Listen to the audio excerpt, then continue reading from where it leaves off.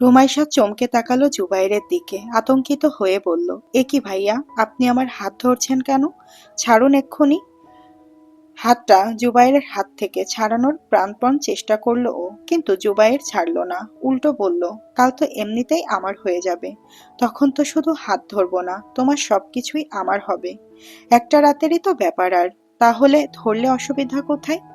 রুমাইশা চরম ঘৃণার চোখে তাকিয়ে এক ঝটকায় হাতটা ছাড়িয়ে নিল।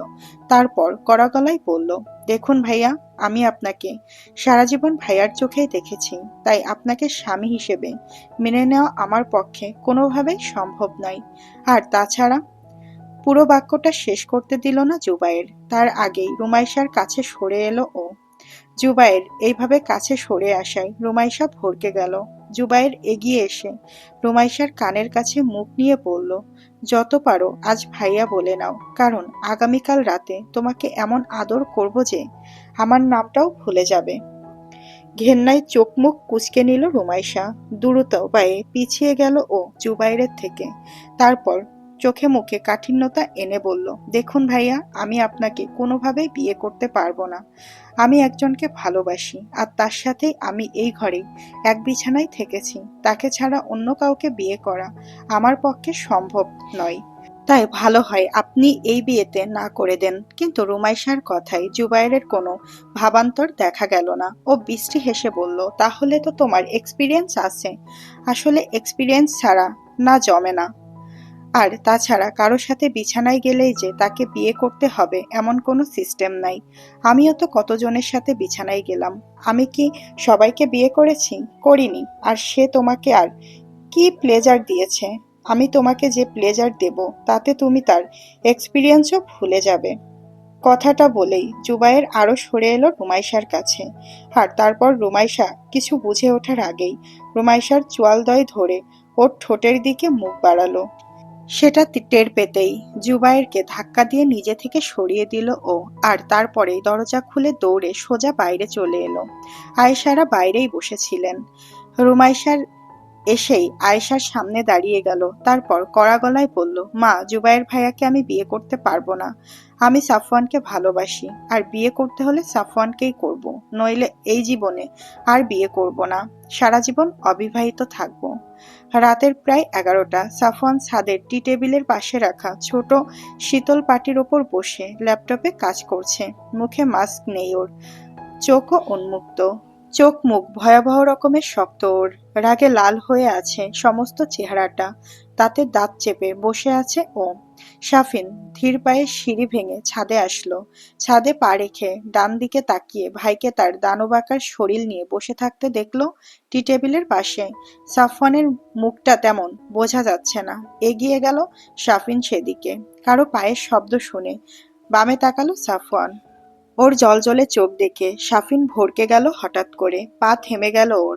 অপলকে তাকিয়ে রইল ও ভাইয়ের দিকে। ঢোক গিলল একবার। কিন্তু সাফিন যে সাফওয়ানকে দেখে ফেলেছে তা নিয়ে সাফওয়ানের মুখের কোনো ভাবান্তর হলো না। চোখ মুখ আগের মতোই শক্ত করে রইল। মুখে কোনো কথা বলল না ও। ইশারায় সাফিনকে ওর কাছে আসতে বলল। সাফিন ঢোক গিলে এগোলো সাফওয়ানের দিকে। ধীর পায়ে সাফওয়ানের সামনে গিয়ে দাঁড়ালো ও। সাফওয়ান হাতের ইশারায় বসতে বলল ওকে।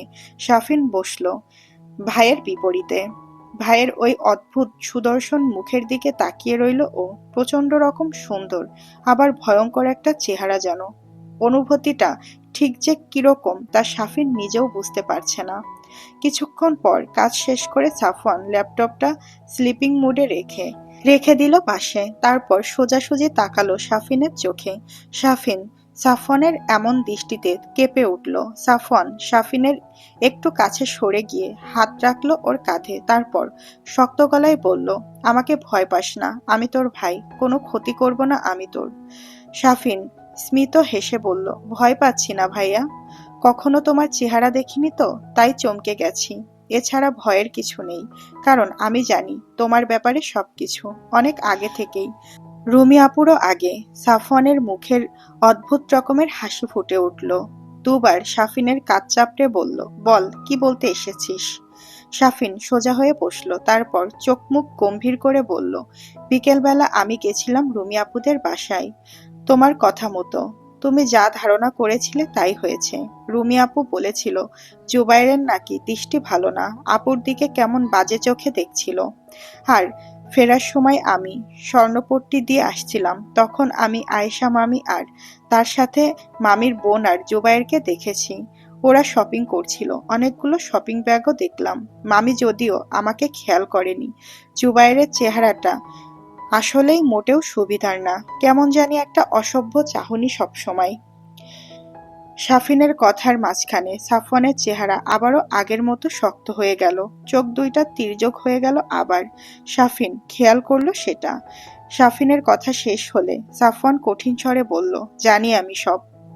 তোর সাথে কি কথা হয়েছে, কার সাথে কি কথা হয়েছে বা হচ্ছে সব জানি আমি, এভরিথিং। সাফিন অবাক হয়ে বলল, তুমি কিভাবে জানো? আপু বলেছে? সাফওয়ান অন্যদিকে ফিরে বলল, কিভাবে জানি সেটা তোর না জানলেও হবে। এখন আমি যা বলছি তাই শোন। কাল সকালে আমার সাথে যাবি, শপিংয়ে যাব আমরা। সাফিন চোখ বড় বড় করে বলল, হঠাৎ শপিংয়ে যাব, তাও আবার আমাকে নিয়ে, কি উপলক্ষে? সাফওয়ান সাফিনের দিকে তাকিয়ে তির্যক গলায় বলল, যেতে বলেছি ব্যাগ চাবি, উপলক্ষটা শপিংয়ের সময় বুঝতে পারবি। এখন রুমে যা, গিয়ে একটা ঘুম দে, কাল অনেক কাজ করতে হবে। সাফিন মাথা নাড়িয়ে সম্মতি জানালো, তারপর পার্টি থেকে উঠে নিজের রুমের উদ্দেশ্যে পা বাড়ালো। চারিদিক শুনশান নীরবতা। ডাইনিং এর সোফার পাশের মেঝেতে বসে আছে রুমাইশা। চোখ দুইটা ওর ফোলা, নাক লাল হয়ে আছে, থেকে থেকে নাক টানছে। চোয়ালে দুইটা আঙুলের দাগে লাল হয়ে ফুটে পড়েছে। নিতম্ব ছাড়ানো চুলগুলো খোপা খুলে পিঠময় ছড়িয়ে ছিটিয়ে আছে। ওড়নাটা ডান কাঁধ আর বুক ঢেকে আছে। মাঝে মাঝে কেঁপে উঠছে ও। আয়েশা অগ্নিচক্ষু দিয়ে তাকিয়ে আছে মেয়ের দিকে। শামসুল মেঝের দিকে তাকিয়ে আছে। জুলেখার মুখ ভার। জুবায়ের মায়ের পাশের সোফায় বসে তাকিয়ে আছে। রুমাইশার বাম কাঁধার গলার উন্মুক্ত অংশে বাম পাশের বিউটি বোনের থেকে একটু নিচে বক্ষ আরম্বিকার সামান্য ওপরে থাকা কুচকুচে কালো তিলটা ওকে চুম্বুকের মতো টানছে সেদিকে। নীরবতা ভেঙে জুলেখা কথা বলে উঠল। আয়েশাকে উদ্দেশ্য করে তিনি বললেন, তোর মেয়ে একটা ছেলের সাথে এই বাড়িতে এক বিছানায় থেকেছে, আর সেটা তুই আমাকে এখন বলছিস? তোর নষ্টা মেয়েকে তুই আমার ছেলের ঘাড়ে চাপাতে চাস? আয়েশা রুমাইশার দিকে একবার তীক্ষ্ণ দৃষ্টি দিল, তারপর জুলেখার উদ্দেশ্যে বললেন, আমার মেয়ের সাথে ওই ছেলের ফিজিক্যাল কিছু হয়নি, সেটা তোমাকে আমি বলেছি। আর তুমি আমার মেয়েকে নষ্ট বলছো। আর তোমার ছেলে কি? তোমার ছেলে পীর? তোমার ছেলে তো নিজের মুখে স্বীকার করেছে যে সে কত মেয়ের সাথে। আর তুমি নিজের ছেলের চরিত্র না দেখে আমার মেয়ের চরিত্র নিয়ে কথা বলছো? জুলেখা মুখ বেঁকিয়ে বললেন, ছেলে মানুষের ওরকম একটু আড্ডু থাকে। তাছাড়া ও বাইরে থেকেছে, ওখানে যেরকম কালচার সেভাবেই ও নিজেকে মানিয়ে নিয়েছে। দেশে এসে তো কিছুই করেনি। দেশে কিছু করলে না হয় তুই বলতি। আর তোর মেয়ে তো তোর সামনে দিয়ে সবকিছু করে গেছে, আর তোরা কিছুই বলতে পারিসনি। আয়েশা বোনকে থামিয়ে দিয়ে বললেন, ফাও লজিক দিও না আপা, চরিত্রহীনের আবার দেশ কি বিদেশ? যে চরিত্রহীন সে সবখানেই চরিত্রহীন। তুমি আর নিজের ছেলের হয়ে ওকালতি করো না। আর আমার মেয়েকে আমি যথেষ্ট শাসন করেছি, তোমার মতো লাই দেইনি। এমন সময় জুবাইয়ের মা আর খালাকে থামিয়ে দিয়ে বলল, মা খালা তোমরা থামবে প্লিজ। তোমরা চুপ করো, এখন বিয়েটা যেহেতু আমাদের তাই কথা আমরা বলবো। তোমরা থামো। আমার রুমিকে বিয়ে করতে কোনো অসুবিধা নেই, বিন্দুমাত্র অসুবিধা নেই। ও কার সাথে কি করলো সেটা আমার দেখার বিষয় না। আমার বউ হয়ে গেলে এসব আর মেটার করবে না। ওকে আমার খুব ভালো লেগেছে, তাই বিয়ে আমি ওকেই করব। পাস্ট আমারও আছে, ওরও আছে, দুইটা মিলে সমান সমান। এখন তোমরা থামো। মেঝে থেকে গর্জে উঠল রুমাইশা, আমি কখনোই আপনাকে বিয়ে করব না। আমি মরে যাব তবুও আপনাকে বিয়ে করব না। আমি সাফওয়ানকে ভালোবাসি আর ওকেই বিয়ে করব। এ কথা বলার সাথে সাথেই আয়েশা ঠাস করে চড় মারল রুমাইশার মুখে আবার। তারপর রুমাইশার চুলের মুঠি ধরে বললেন, তুই এত কিছু করার পরও ছেলেটা যে তোকে বিয়ে করতে চাইছে, তাতেই তুই শুকরিয়া কর। বেয়াদব কোথাকার, সামান্য অপরাধ বোধ নেই ওর ভেতর, উল্টো গলা উঁচু করে কথা বলছে। তোর জন্য আজ আমাকে অন্য মানুষের সামনে ছোট হতে হচ্ছে শুধুমাত্র তোর জন্য। শামসুল আর থামতে পারলেন না, আয়েশার উদ্দেশ্যে কড়া গলায় বললেন, আয়েশা, ওকে ছেড়ে দাও। ওকে আর একটা আঘাতও করবে না তুমি। ও বিয়ে করতে না চাইলে ওকে মোটেই জোর করতে পারবা না তুমি। ও সাফওয়ানকে বিয়ে করতে চাইলে তাই করবে। সাফওয়ান জুবাইরের থেকে হাজার গুণে ভালো ছেলে। কোনো লুচ্চা বদমাইশের হাতে মেয়ে তুলে দেওয়ার থেকে কোনো জঙ্গলির হাতে মেয়ে দিয়ে আমি বেশি নিশ্চিন্তে থাকবো। সাফওয়ান আর যাই করুক, কখনো রুমিকে ঠকাবে না, আর না কখনো অন্য কারোর কথা মাথায় আনবে। আমার মেয়ের বিয়ে আমি জোর করে দিতে চাই না, মোটেই। আয়েশা ফুঁসে উঠলেন, মোটেও সাফওয়ানের সাথে আমি ওর বিয়ে দেব না। যাকে একবার মেয়ে দেব না বলেছি তাকে আমি আবার ডেকে ডেকে মেয়ে দেব? কখনোই না। তুমি তোমার মেয়ের সুখে থেকে তোমার আত্মসম্মানটাকে বড় করে দেখছো আয়েশা। তুমি তো এরকম ছিলে না আয়েশা। কবে থেকে হলে এরকম? কবে থেকে তুমি মেয়ের চিন্তা ছেড়ে নিজের চিন্তা শুরু করছো? আমার মেয়েকে আমি কোনো মতেই জোর করে বিয়ে দেব না। এতে না আমার মেয়ে সুখে থাকবে, আর না আমরা। আয়েশার মাথায় জেদ চাপলো, ভয়ানক রকমের জেদ। আয়েশা রুমাইশার চুল ছেড়ে দিলেন। মায়ের থেকে ছাড়া পেয়ে রুমাইশা ফুপিয়ে উঠল। মাথার পেছনে প্রচন্ড ব্যথা করছে ওর। ব্যথা পাওয়ার জায়গায় নিজের হাতটা রেখে ফোপাতে লাগলো ও। আয়েশা জুবাইরের দিকে চোখ মুখ শক্ত করে তাকিয়ে বললেন, জুবাইর বাবা, তুই বিয়ে করতে রাজি? তুই রাজি থাকলে বিয়ে আজকে রাতেই পড়ানো হবে। সাফওয়ান এতক্ষণ পাটির ওপর ওভাবেই বসেছিল ল্যাপটপ নিয়ে। হঠাৎ ধাম করেই ল্যাপটপটা বন্ধ করে দিল ও। তারপর ফোনটা নিয়ে কল করলো শাফিনের কাছে। শাফিন তখন কেবল ঘুমিয়েছে। রিংটোন বেজে উঠতেই শাফিন ঘুম থেকে থরবর করে উঠে গেল। ভাইয়ের কল দেখে রিসিভ করলো তাড়াতাড়ি। শাফিন রিসিভ করতেই সাফওয়ান ফোনের ওপাশ থেকে গমগমে কণ্ঠে বলে উঠল, রেডি হ, আমরা বেরোবো। ভাইয়ের কথা শুনে শাফিন ব্যাককলের মতো বসে রইল বিছানায়। কথা বুঝতে না পেরে জিজ্ঞেস করলো, বেরোবো মানে? এত রাতে কোথায় যাব? সাফওয়ান নিজের রুমে ঢুকতে ঢুকতে বলল, রেডি হতে বলেছি, রেডি হ। কোথায় যাব সেটা গেলে বুঝতে পারবি। ফার্স্ট 10 মিনিট সময়, এর ভেতর রেডি হয়ে গ্যারেজের সামনে আয়, বলে ফোন কেটে দিল সাফওয়ান। শাফিন ফোনের দিকে কিছুক্ষণ তাকিয়ে থেকে দ্রুত পায়ে বিছানা ছেড়ে উঠল। ওয়াশরুমে গিয়ে দ্রুত হাত মুখ ধুয়ে রুমে এসে তাড়াতাড়ি করে একটা প্যান্ট আর শার্ট পরে নিল। তারপর ফোনটা হাতে নিয়ে রুমের বাইরে এসে দেখে সাফওয়ানও নামছে সিঁড়ি দিয়ে। দুই ভাই একসাথে নামলো। হল রুম দিয়ে যাওয়ার সময় রুনিয়া আর ইস্তিয়াকের রুমের সামনে হঠাৎ করেই থেমে গেল সাফওয়ান। ভাইয়ের দেখা দেখি শাফিনও থেমে গেল। সাফওয়ান নক করলো দরজায়। 3বার নক করার পর ঘুম ঘুম চোখে দরজা খুলে দিলেন রুনিয়া।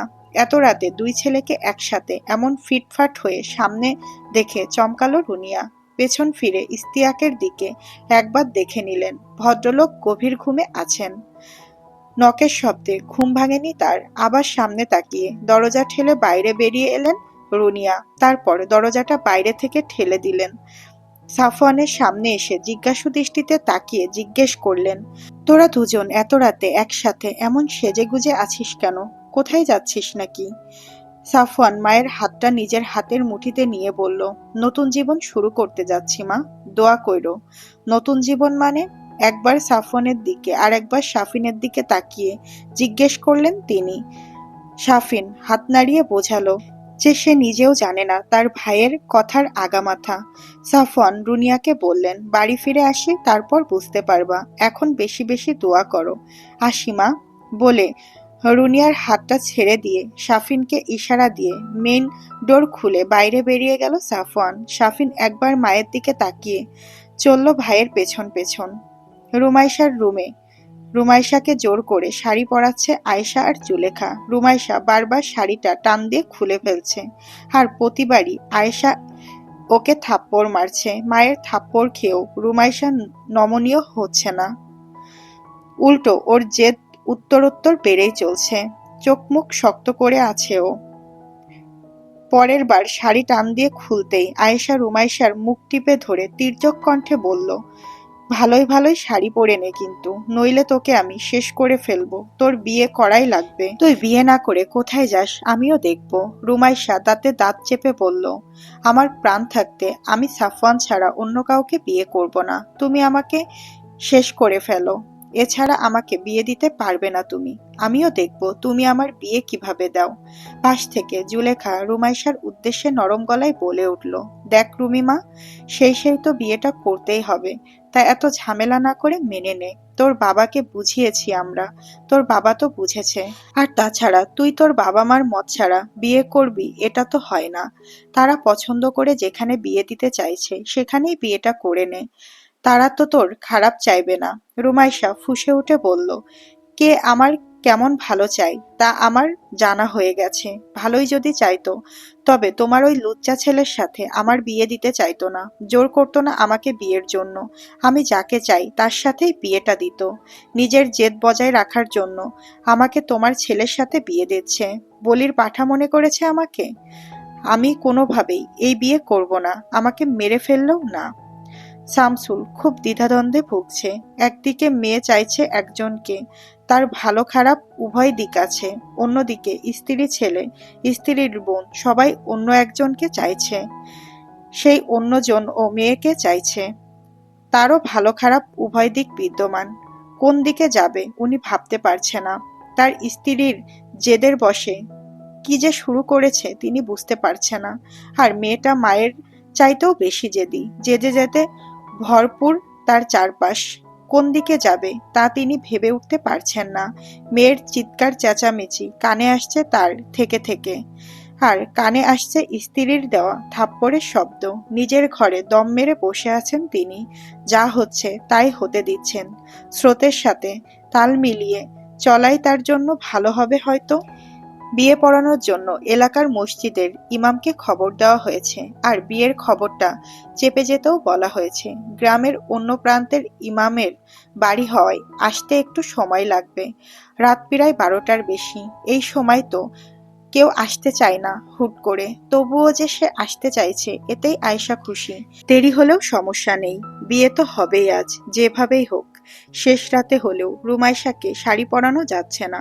জুলেখা কয়েকবার গয়না পরিয়েছিল, সেগুলো সব টেনে ছিঁড়ে খুলে ফেলেছে ও। কাঁদছে না ও এখন আর। উল্টো ওর চোখে মুখে দেখা যাচ্ছে হিংস্রতা। হাতের কাছে যা পাচ্ছে তাই ছুঁড়ে ছুঁড়ে ভাঙছে। আয়েশা, জুলেখা কেউই থামাতে পারছে না ওকে। সমানে চিৎকার করে যাচ্ছে ও। শামসুল আর বসে থাকতে পারছে না। নিজের রুমে থেকে বেরিয়ে রুমাইশার রুমের দিকে এগিয়ে গেলেন। রুমের ভেতর ঢুকলেন না, বাইরে থেকেই আয়েশার উদ্দেশ্যে বললেন, আয়েশা, আয়েশা, ও শাড়ি পরতে চাইছে না, ওকে জোর কইরো না। যেভাবে আছে ওভাবেই থাকুক। কাল যখন যাবে জুলেখাদের সাথে তখন পরায়ও। এখন এমন জোর জবরদস্তি করো না, ব্যাপারটা আরো খারাপের দিকে যাবে। ছেড়ে দাও ওকে। পাড়া প্রতিবেশীদের বাসা একটু দূরে দূরে বলে বেঁচে যাচ্ছ, নইলে ও যেভাবে চিৎকার করছে কেউ যদি শোনে তাহলে মান সম্মান কোথায় যাবে ভেবেছ? বাবার কথা শুনে রুমাইশা চিৎকার করে কাঁদল এবার। প্রাণপণে চিল্লাতে চিল্লাতে বলল, বাবা, তুমিও এদের সাথে মিলে আমাকে এইভাবে ওই অসভ্যের হাতে তুলে দিতে চাও বাবা? আমি বিয়ে করব না বাবা। আমি সাফওয়ানকে ছাড়া আর কাউকে বিয়ে করব না। মরে যাব আমি তোমরা এমন জোর করলে। ওই জুবাইর যদি আমাকে ছোঁয় তবে আমি আত্মহত্যা করব আজকেই। শেষ করে দেব নিজেকে বাবা। তখন তুমি কি করো আমিও দেখব।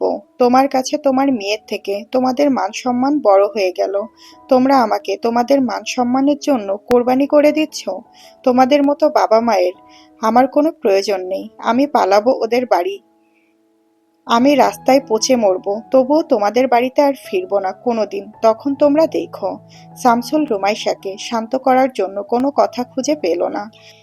আয়েশাকে আবারও বললেন, ওকে জোর করো না, যা পড়া ছিল তাই পড়িয়ে দাও। পরিস্থিতি আরো খারাপ করো না তোমরা। তারপর চলে গেলেন আবার নিজের রুমে। পেছন থেকে রুমাইশা চিৎকার করে বলতে লাগলো, বাবা, আমার সাথে এমন অবিচার কইরো না তোমরা। আমাকে জোর করে বিয়ে দিও না। এরকম কইরো না তোমরা। আমাকে এই জাহান্নামে ফেলে যাইও না বাবা। বাবা, তুমি বলেছিলে তুমি সাফওয়ানের সাথে আমাকে বিয়ে দিবা। তোমার কোনো আপত্তি নেই, তাহলে তুমি এখন আমার সাথে এমন করলে কেন? আমার সাথে বিশ্বাসঘাতকতা কেন করলে তুমি? তুমি কথা দিয়ে কথা রাখোনি বাবা। কেমন বাবা তুমি? তোমার কি আমার জন্য একটুও মায়া হচ্ছে না বাবা? বাবা! শামসুলের চোখের কোণা ভিজে উঠল। কোনো কথা না বলে তিনি নিজের রুমে গিয়ে আবার বসলেন বিছানায়। রুমাইশা সমানে কান্না করে যাচ্ছে আর সেই সাথে চিৎকার করছে। জুলেখা কয়েকবার শান্ত করার চেষ্টা করলেন ওকে, কিন্তু ও শান্ত হলো না। জুবায়ের মাঝে মাঝে এসে এই রুমে উকি দিয়ে যাচ্ছে। রুমাইশার এসব কান্নাকাটি ওর পছন্দ হচ্ছে না। এসব ভালোবাসা ফাঁসার দাম আছে নাকি? এসব নিয়ে এত আদিক্ষেতা করার কি আছে ভেবে পেল না ও। বিয়েটা একবার হয়ে গেলেই হয়। সাফওয়ান সহ সাফওয়ানের বাবার নামটাও ভুলিয়ে দেবে ও। শামসুল আর একবার ফোন দিল ইমামের কাছে। ইমাম আসছে বলল, হেঁটে আসছে, সময় লাগবে একটু। এখন তো আর কেউ ওকে গাড়িতে করে পৌঁছে দেবে না। সাফওয়ান আর শাফিন রাস্তাতে। সাফওয়ান ড্রাইভ করছে, চোখ মুখ ওর ভয়ঙ্কর রূপ ধারণ করেছে। সমস্ত মুখে হিংস্রতা ফুটে উঠেছে ওর, দাঁতে দাঁত চেপে আছে। শাফিন ভয় পেয়ে যাচ্ছে ভাইকে দেখে। মাঝে মাঝে আর চোখে তাকিয়ে ভাইয়ের মুখের অভিব্যক্তি দেখছে ও। ভয়ঙ্কর রকমের কাঠিন্যতার ছাপ পড়েছে সাফওয়ানের মুখে। ওরা কোথায় যাচ্ছে, কেন যাচ্ছে, কিছু জানে না শাফিন। কয়েকবার জিজ্ঞেস করতে গিয়েও করেনি ভাইয়ার এমন কাঠিন্যপূর্ণ চেহারা দেখে। সাহসে কুলাচ্ছে না ওর। এমন সময় গাড়ির ড্যাশবোর্ডের ওপর রাখা সাফওয়ানের ফোনটা বেজে উঠল। ফোনের দিকে তাকিয়ে কলারের নাম দেখে সাফওয়ানের মুখে বাঁকা হাসি ফুটে উঠল। শাফিন খেয়াল করলো সেটা। সাফওয়ান বাম হাতে ফোনটা তুলে রিসিভ করে বলে উঠল, উইশ করার জন্য ফোন দিয়েছিস? কর, উইশ কর। ফোনের ওপাশ থেকে রাফসান ক্ষিপ্ত কণ্ঠে বলল, তোমার ব্যাপারে আমি সব জেনে গেছি। তুমি সিঙ্গাপুরে ঠিক কি কাজ করতে সেটা আমি জেনে গেছি। হন্য হয়ে খুঁজছে ওরা তোমাকে। আমি খুব শীঘ্রই তোমার খবর ওদের দিয়ে দেব। তোমাকে ওরা শেষ করে ফেলবে। সেখানে নিয়ে গিয়ে তোমাকে অন স্পট শুট করতেও ওদের পারমিশন দেওয়া আছে। বেঁচে ফিরতে পারবে না তুমি। আর আজ আমার বোনের বিয়ে, শুভকামনা জানাতে ভুলো না। রাফসানের এমন কাঁচা হুমকিতে অট্টহাসি দিল সাফওয়ান। তারপর হঠাৎ চোখ মুখ শক্ত করে তাচ্ছিল্যের হাসি দিয়ে বলল, তুই রাফসান আমাকে হুমকি দিচ্ছিস? তুই? হা হা। আমার সম্পর্কে খোঁজখবর নেওয়ার পরও যে তুই হুমকি দেওয়ার সাহস পাচ্ছিস, ভেবে ভালো লাগছে খুব। জানা, যাকে পারিস জানা।